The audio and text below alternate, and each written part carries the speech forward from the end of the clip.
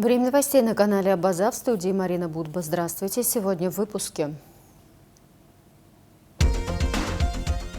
18 августа исполнилось 70 лет герою Абхазии, ученому-археологу Баталу Кубахи.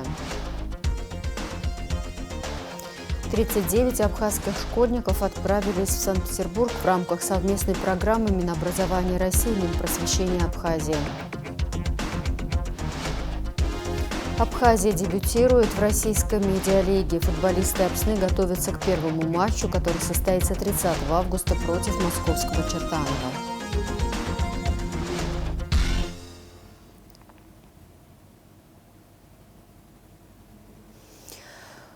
Начнем с международной политики. Президент США Дональд Трамп назвал понедельник, 18 августа, важным днем в связи с прибытием в Вашингтон лидеров ряда европейских стран для обсуждения урегулирования на Украине.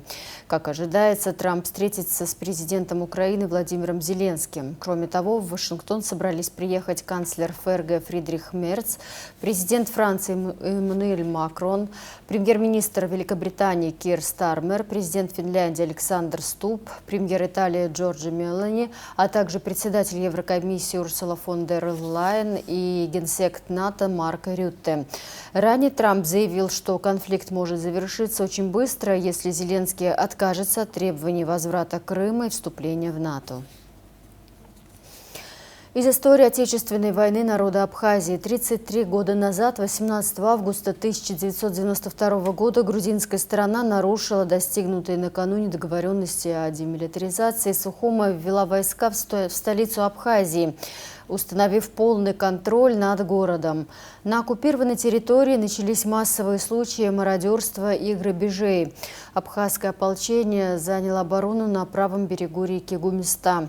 В окрестностях сел Нижний и Верхний Шера велись ожесточенные бои. В этот же день Президиум Верховного Совета Абхазии принял решение о создании Госкомитета обороны во главе с Владиславом Марденбо. Командующим вооруженными силами Абхазии был назначен полковник Виктор Какалия. Начальником штаба стал полковник Султан Сосналиев. Тем временем абхазские силы вынужденно отступили от Гагры. В поселке Бзып был сформирован Гагрский штаб обороны.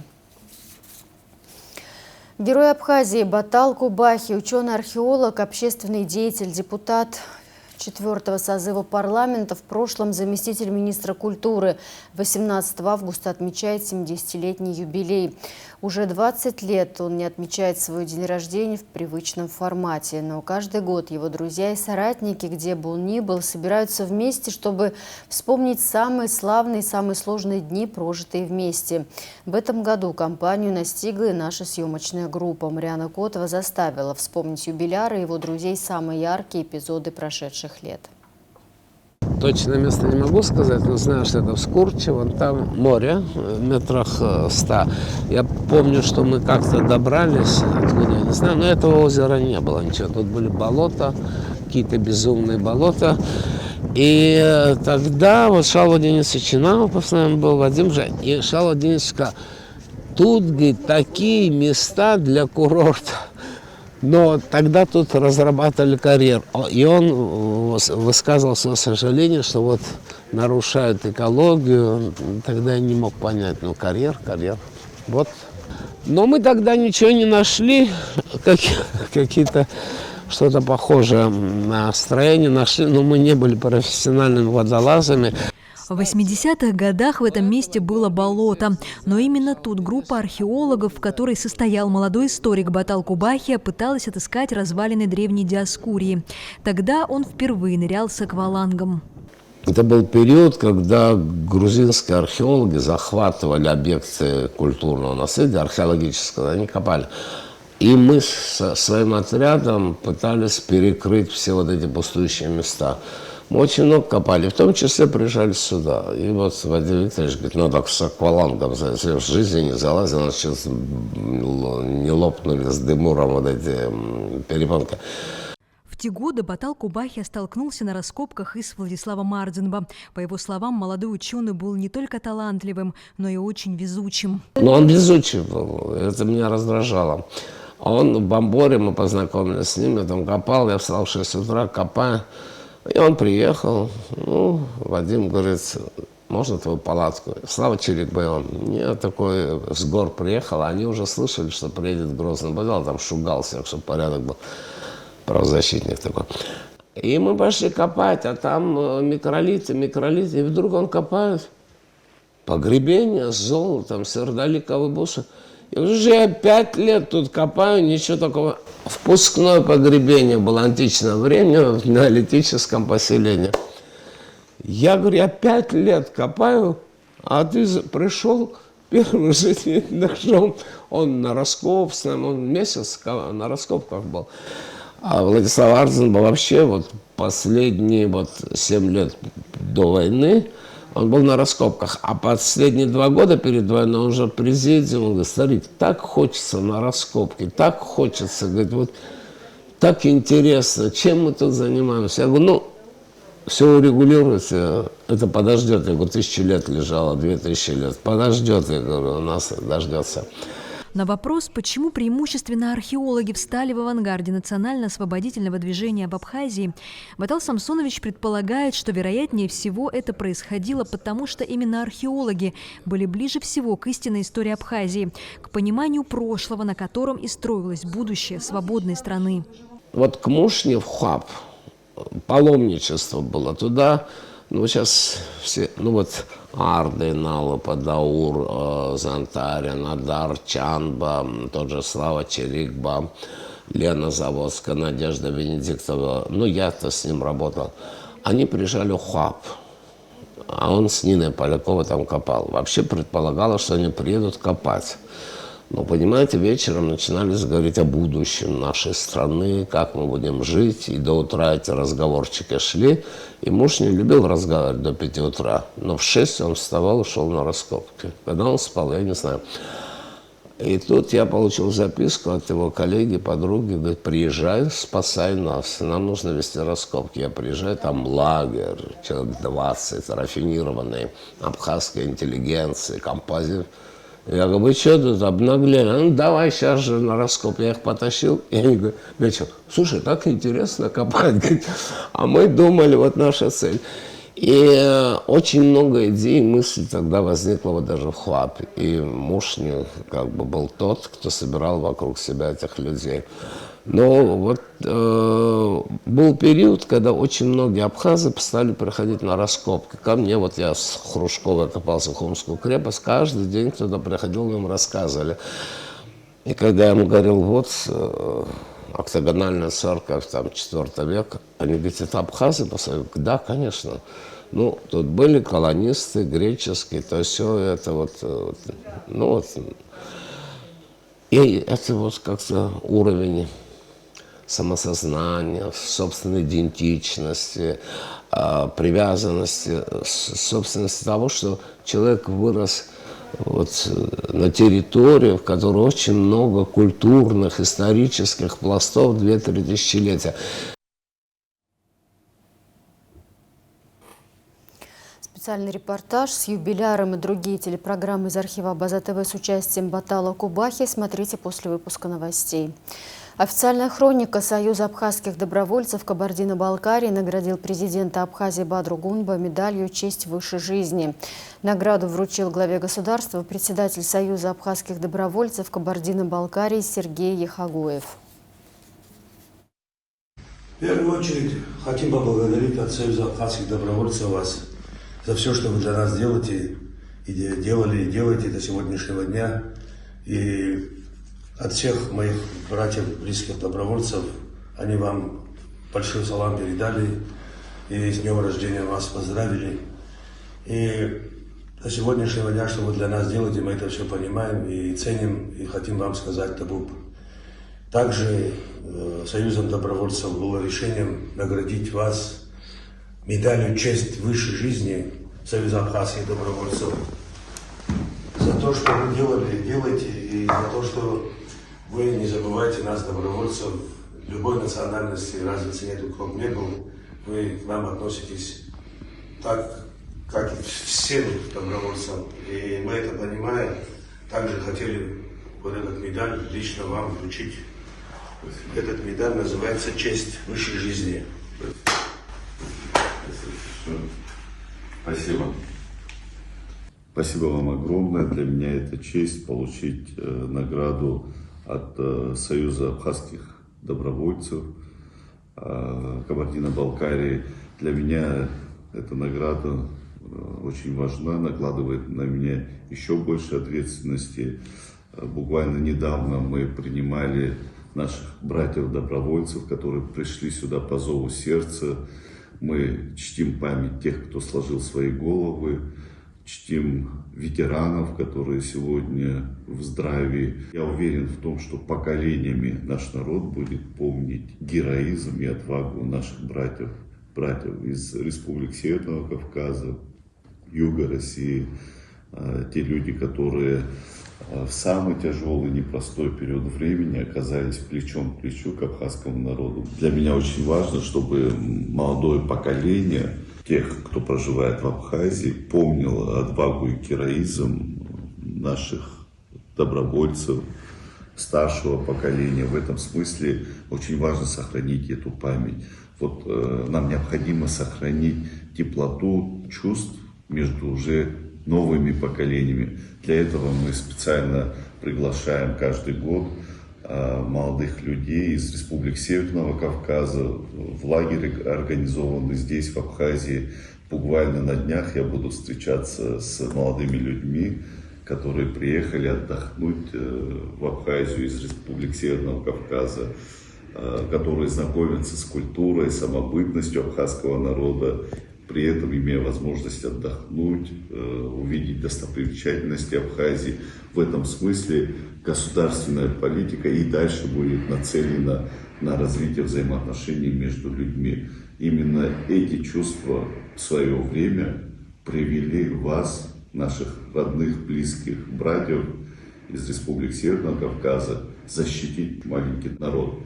И эти чувства мы должны будем сохранить уже между будущими поколениями. В этом смысле мы обязательно работу эту продолжим.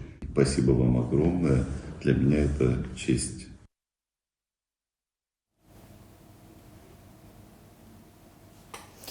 Президент Бадра Гунба подписал распоряжение о создании рабочей группы по совершенствованию проекта закона Республики Абхазия о едином социальном налоге.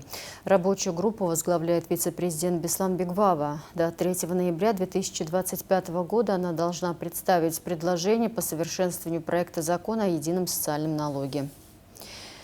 Президент Абхазии Бадра Гунба примет участие в первом международном экономическом форуме «Горизонт инвестиций», который будет проходить с 18 по 20 сентября в Цхинвале. В работе форума также примут участие президент Южной Осетии Алан Гаглоев, представитель администрации президента Российской Федерации, Российского экспортного центра, Центрального банка Российской Федерации, ВТБ, ПСБ, ВЭП, делегации регионов России, представители бизнес-сообщества России и Южной Осетии. Широкий круг вопросов двусторонней повестки, а также актуальные вопросы региональной и международной повестки дня, представляющие взаимный интерес, обсудили в Стамбуле в полномочном представительстве Республики Абхазия в Турецкой Республике в ходе встречи полномочного представителя Республики Абхазия Ибрахима Авицба с генеральным консулом Российской Федерации в Стамбуле Андреем Бурововым. Обсуждались вопросы взаимодействия в социально-гуманитарных направлениях, а также вопросы нотариального характера. Встреча прошла в традиционной для абхазо-российских союзнических отношений дружественной, доверительной и теплой атмосфере. Дипломаты условились поддерживать регулярные контакты в целях развития двусторонних отношений. Продолжаем выпуск. Начался первый этап модернизации энергосистемы в высокогорном селе Псху, сообщает Минэнерго. Специалисты приступили к заливке бетонных сооружений, а также выполнили ремонт водозабора от плотины до генерации. Сейчас ведутся работы по ремонту здания Псху ГЭС. Работы ведутся по поручению президента Бадра Гунба.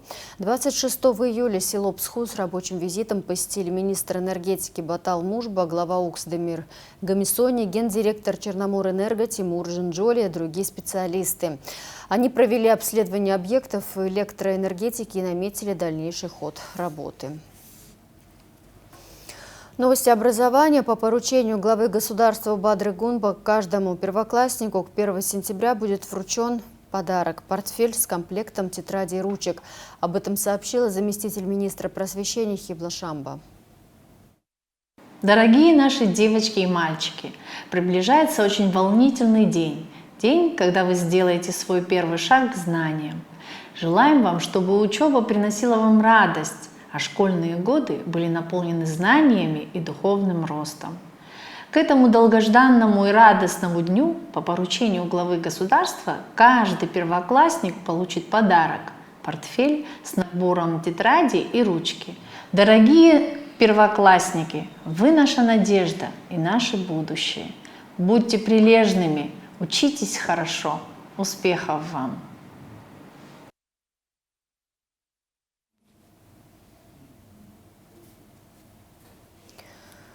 1 сентября на базе Сухумской школы номер 1 имени Баграта Шинкуба начнет работу предпрофильный медицинский класс, который был открыт в 2024 году. Учащиеся 9 классов будут осваивать навыки первой помощи и даже моделировать сложные медицинские ситуации. Начальник управления общего среднего и профессионального образования Министерства просвещения Майя Цибулевская рассказала о принципах отбора в медицинский класс. Уважаемые родители, 20 августа начнется прием заявок в медицинский предпрофильный класс, который будет открыт на базе средней школы номер 1 города Сухум. Прием заявок будет проходить с 20 по 22 августа включительно. После этого 23 августа будет проходить собеседование, где также комиссия будет осуществлять оценку знаний по профильным предметам, а именно по биологии и по химии. Требованиями или критериями данного отбора будет, во-первых, знание абхазского языка, и второе – это средний балл по каждому профильному предмету 4,0 и выше. То есть знания по биологии и химии должны быть выше 4. Те учащиеся, которые удачно пройдут собеседование, они будут зачислены в данный класс и будут осуществлять обучение с 9 по 11 класс включительно. Еще раз хотелось бы отметить, это не факультативные занятия, это те классы, которые являются базовыми классами для данной школы, то есть для школы номер 1 города Сухум. Ждем ваши заявки.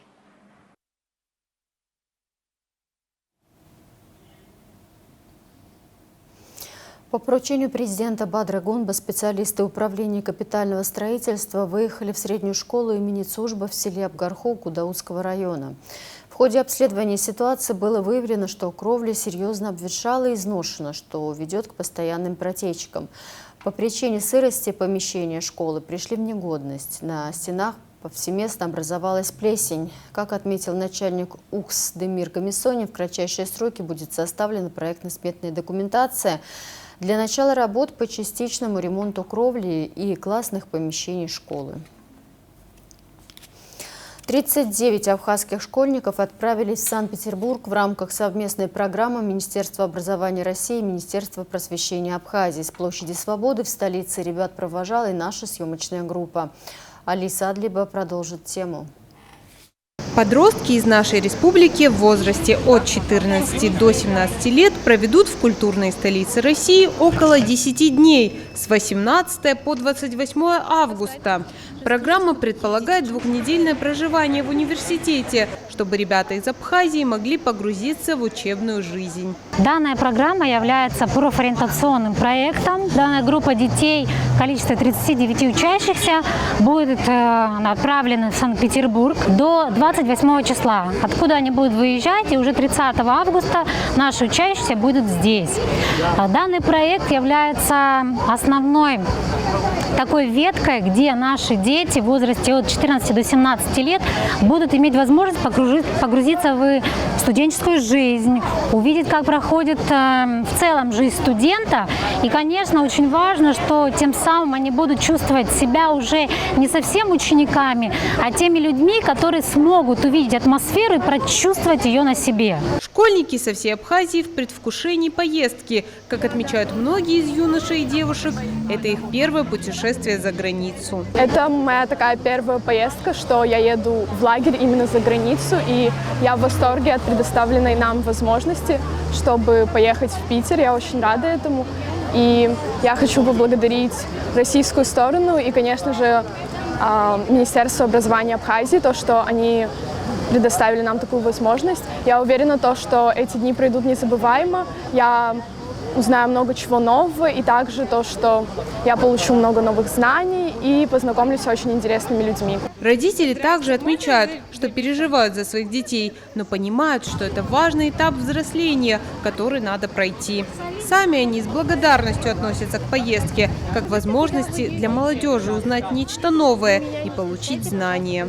Моему сыну 16 лет, он перешел в 11 класс, Даниил его зовут, и мы узнали об этой программе от школы, от нашего директора, которая представила нам списки и перечень вузов, куда можно будет поехать детям. Это прекрасная возможность, и для нас это было радостным событием, что наши дети впервые поедут в Санкт-Петербургский, при Санкт-Петербургском университете, так называемая учебная программа «Лагерь». В течение 2 недель будут проходить и творческие, и музыкальные, и познавательные, и экскурсии, и я думаю, что лекции тоже. Конечно же, мы очень сильно переживаем. Я впервые отправляю своего сына так далеко от себя. Он у меня единственный, но это надо. Как отмечается, Санкт-Петербургский государственный лесотехнический университет, в который едут подростки, может показать связи с потенциальными преподавателями, любимые студенческие места, аудитории и кампусы. Все те атрибуты, которые сопровождают студента каждый день в течение нескольких лет. Алиса Адлиба, Инала Гухава, Абаза ТВ.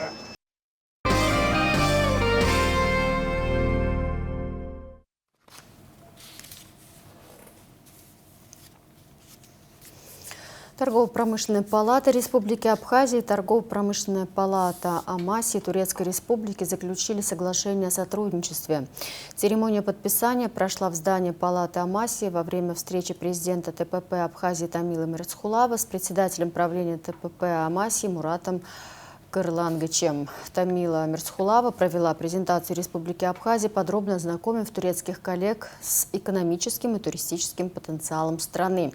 Во время переговоров стороны обсудили конкретные возможности. Особый акцент при этом был сделан на взаимодействии в сфере сельского хозяйства и туризма. В заключение Тамила Мирцхулава пригласила коллег из Амаси посетить нашу республику в удобное для них время. Новости культуры. Все средства, вырученные с концерта 2 августа, Хибла Гирзмава передала на содержание органа Пицунского храма. В 1975 году Пицунский собор впервые открыл двери слушателям как концертный зал. Специально для этого пространства в Постдаме был создан орган знаменитой немецкой фирмы «Александр Шуке». Для маленькой Хиблы орган стал первым художественным потрясением. Завороженная его могучими звуками, она мечтала посвятить себя музыке. А ее отец Ливарса Гирзмава участвовал в доставке и установке инструмента. Так семейная история переплелась с историей собора. В этом году органу исполняется 50 лет. Полвека он звучит в Пицунде, наполняя храмы и сердца слушателей музыкой, обращенной к вечности. Об этом сообщается на страницах 23-го музыкального фестиваля. Хибла Гирзмава приглашает в соцсетях. Армен Хачатурян и Альдона Цкоа представят Абхазию на знаменитом международном конкурсе «Новая волна», который пройдет в Казани, сообщает Минкульт Республики Абхазия. Приглашенные лично Игорем Крутым, они выступят на одной сцене со звездами России и зарубежья. Для нас это огромная честь и ответственность нести в мир музыкальную душу Абхазии. Мы гордимся, что можем представить нашу культуру, язык и энергию на столь престижной сцене, говорят Армен и Альдона. «Новая волна» в Казани будет проходить с 21 по 26 августа. Валерия Делба покорила жюри и зрителей шоу «Ну-ка все вместе. Народный кастинг». Выпуск с ее участием накануне вышел в эфир на телеканале «Россия». В отборочном туре в Санкт-Петербурге, где за выход в следующие этапы конкурса боролись сотни вокалистов из разных регионов России, участвовала и 20-летняя Валерия Делба из Абхазии.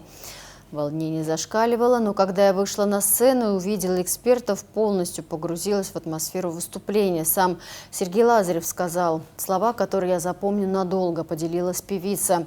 Валерия занимается музыкой с детства. В этом году она окончила Московский государственный институт культуры. Меня зовут Делба Валерия, мне 20 лет. Я занимаюсь музыкой с самого детства, очень сильно люблю петь. Вот, и для меня большое счастье оказаться в проекте, в котором я смогу раскрыть все свои возможности. Здравствуйте. Здравствуйте. Меня зовут Делба Валерия, мне 20 лет. Я из солнечной Абхазии. Рада для вас сегодня выступить. Давай.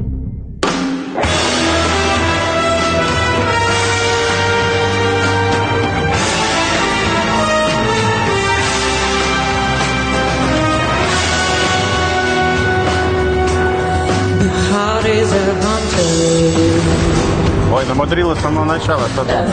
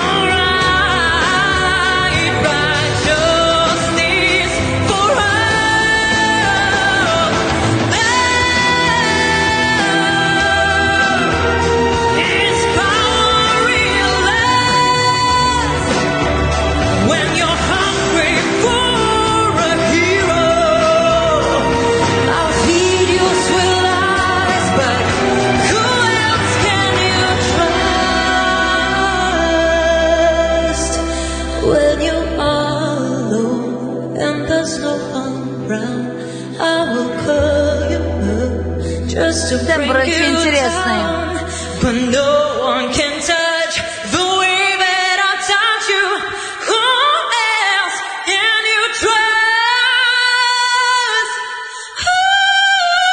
Лера, стой! А мне кажется, дожала. Дожала. Молодец. Спасибо. Молодец. Ты знаешь, вот правда, единственное, что от волнения, конечно, вся низ, середина, вся вот так вот шаткая, вот такая. Вся вот позиция все, вообще. Да, уверенней внизу. Голос классный, тембр есть. А внешность? Абхазия дебютирует в российской медиалиге. Футболисты Апсны готовятся к первому матчу, который состоится 30 августа против московского Чертанова. Наша съемочная группа побывала на тренировке, узнала, как строится подготовка команды к игре. Слово Зауру Кварче. На стадионе «Динамо» в Сухуме команда Апсны готовится к первому матчу в российской медиалиге. Этот турнир собирает блогеров, медийных личностей и молодых футболистов, сочетая спортивную борьбу и зрелищное шоу, и привлекает миллионы зрителей в России и за ее пределами.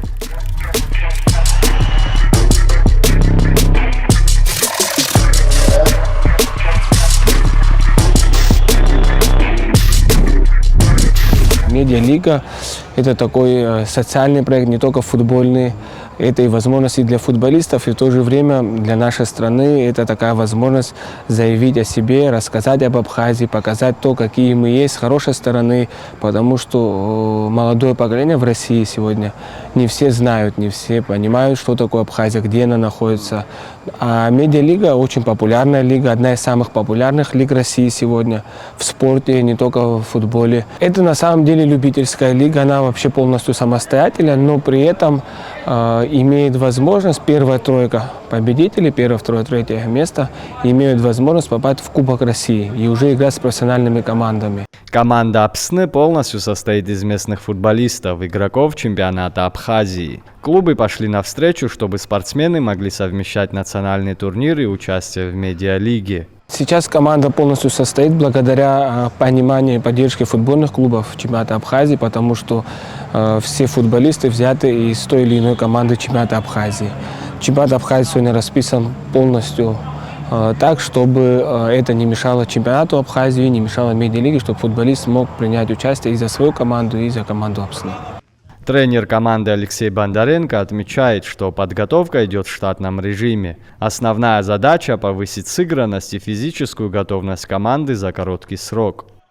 Подготовка идет хорошо, все замечательно, условия хорошие, ребята все хорошие, молодые, все наши, перспективные. То есть мы стараемся, надеемся, и я думаю, они также нам в свою очередь будут стараться и поддерживать нас.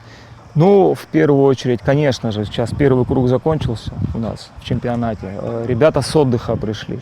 Не все максимально подготовлены. Сейчас немножко проблемы с физической подготовленностью, но я думаю, что в течение 10 дней мы как бы на это выйдем на оптимальный уровень. Конечно, тяжело, времени мало, но самое главное, мало для сыгранности. Это очень мало промежуток времени, потому что у нас, как говорится, как снег на голову нам свалился этот турнир. Это новый проект, новая какая-то задумка. Я думаю, что это имеет большие перспективы. Игроки признаются, что первые тренировки были тяжелыми, но настрой боевой. Команда верит, что сможет составить конкуренцию любому сопернику и показать зрелищный футбол. Подготовка идет полным ходом. Очень тяжело первые дни, все уставшие. Ну а так мы пока не сыграли, но все друг друга знаем. Думаю, 10-2 недели мы буквально сыграемся. Рассчитываем только на победу. Первый официальный матч Апсны в медиалиге состоится 30 августа на Сухумском стадионе «Динамо». Соперник – московская Чертаново. Болельщики смогут поддержать команду на трибунах и следить за игрой онлайн. Заур Кварча, Торник Амичба, Абазатовы. 4 водонасосные станции отремонтируют в Гагарском районе. Ремонт объектов поможет снять основные проблемы с обеспечением жителей района питьевой водой. Об этом рассказал глава УКС Демир Гамисония. В целях реализации инвестиционной программы сегодня управлением капитального строительства осуществляется обследование насосных станций, которые были построены в 2013 году в рамках комплексного плана. На сегодняшний день у нас стоит задача по запуску этих объектов, которые находятся в запущенном состоянии. Необходимо будет провести пусконаладочные работы, привести в соответствие все системы, закольцевать эти системы, протестировать и полностью сделать так, чтобы эта вся система функционировала в полном объеме. Сегодня мы совместно с подрядной организацией выехали обследовать все объекты. На ряде объектов есть в том числе проблемы с тем, что физически был нанесен ущерб этим объектам. Мы все это дело дефектуем, составляем корректировочные документы и в ближайшее время приступим к полному капитальному ремонту. Задачей данного мероприятия является обеспечение города Гагра водой, так как сегодня есть очень серьезные проблемы в части водоснабжения. Основная часть проблем при завершении строительства этих объектов, она будет снята. И в этом направлении мы усиленно работаем, постараемся в 2026 году уже показать ощутимый результат. Реализация данного мероприятия будет на особом контроле, так как это очень важный социальный проект. Внимания воды не будет. В связи с ремонтом насосного агрегата 19 августа с 0 до 20:00 часть Сухума останется без воды, сообщает водоканал. Подача воды будет прекращена в следующих районах столицы: массиве Гумиста, Новом районе, улице Эшба, Старом поселке, улице Адыгейской, в районе ЖД вокзала. В центральной части города будет низкое давление воды. В завершении выпуска прогноз погоды.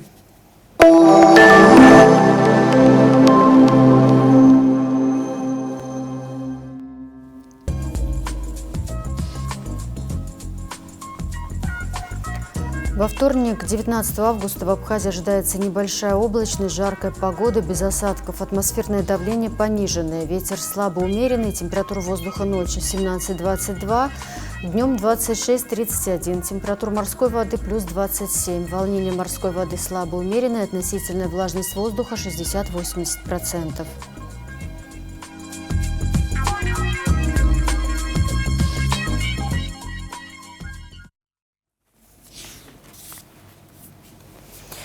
На этом пока все. За развитием событий следите вместе с нами. До встречи!